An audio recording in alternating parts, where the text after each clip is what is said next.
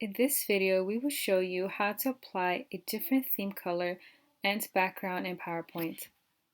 First, choose a theme. On the right side, click to select a different theme color or click the arrow, select colors, and choose a theme color. You can also choose a background style. Click the Format Background button, and let's try different fills.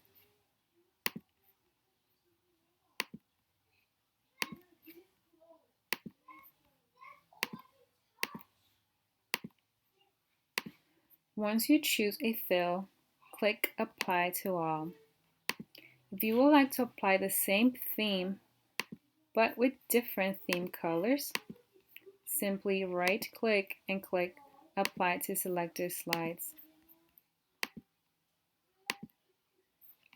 You can right-click and click Format Background. The Format Background pane appears on the right. If you like this video, give it a thumbs up.